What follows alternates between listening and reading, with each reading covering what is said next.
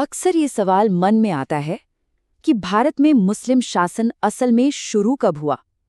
जवाब शायद उतना सीधा नहीं है जितना लगता है। तो चलिए इस दिलचस्प कहानी की परतों को खोलते हैं। तो चलिए इसी सवाल में थोड़ा और गहरा उतरते हैं। ज्यादातर लोगों को लगता है कि ये कोई एक घटना थी, पर इसका इतिहास कहीं ज्यादा पेचीदा और मजेदार है।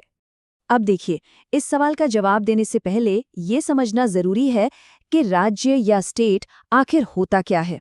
ये सिर्फ एक लड़ाई जीत लेने भर की बात नहीं है। मतलब असली बात सिर्फ जीत हासिल करना नहीं है। असली बात तो उन सिस्टम्स को बनाने की है, उन संस्थानों को बनाने की है, जो जीतने वाले के बाद भी कायम रहे। यही एक राज्य की असली नींव होती है।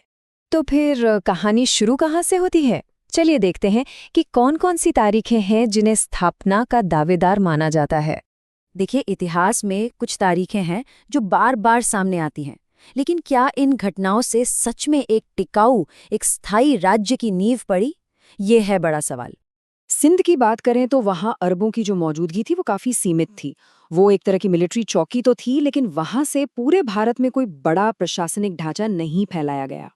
और ठीक इसी तरह महमूद गजनवी, उसके जो मशहूर आक्रमण थे, उनका मकसद सिर्फ और सिर्फ लूटपाट था।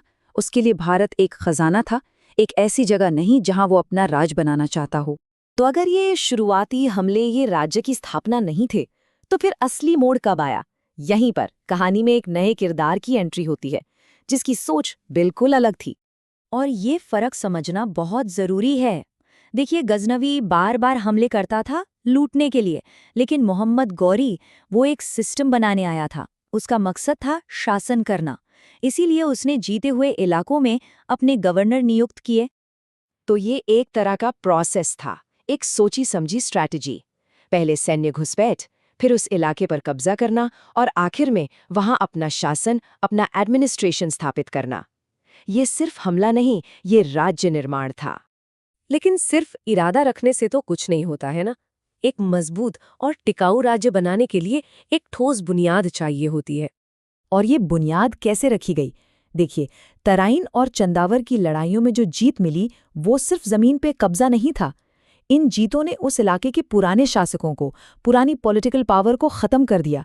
एक तरह से एक पावर वैक्यूम बन गया, जिसे भरने के लिए एक नई व्यवस्था आ सकती थी। और सबूत क्या है? सबूत हैं ये 3 स्तंभ जो होरी और उसके गवर्नरों ने खड़े किए। एक पॉलिटिकल सिस्टम जिसमें सल्तनत और फारसी एडमिनिस्ट्रेशन था, एक रेवेन्यू सिस्टम जिसमें जमीन से टैक्स लिया जाता था, और एक मिलिट्री सिस्टम जिसमें एक प्रोफेशनल सेना थी जो सीधे राज्य के प्रति वफादार थी। तो जब ये तीनों स्तंभ अपनी जगह पर आ गए, तो समझिए कि नए राज्य की आधिकारिक शुरुआत के लिए स्टेज पूरी तरह से तैयार था।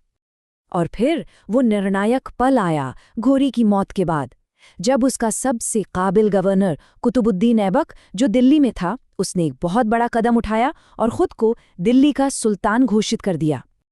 और यही वो साल है 1206, जिसे दिल्ली सल्तनत की असली नींव माना जाता है। तो 1206 इतना अहम क्यों है? क्योंकि इस साल तक वो सारी शर्तें पूरी हो चुकी थी जो एक स्थायी राज्य के लिए जरूरी होती हैं, जिनके बारे में हमने शुरू में बात की थी।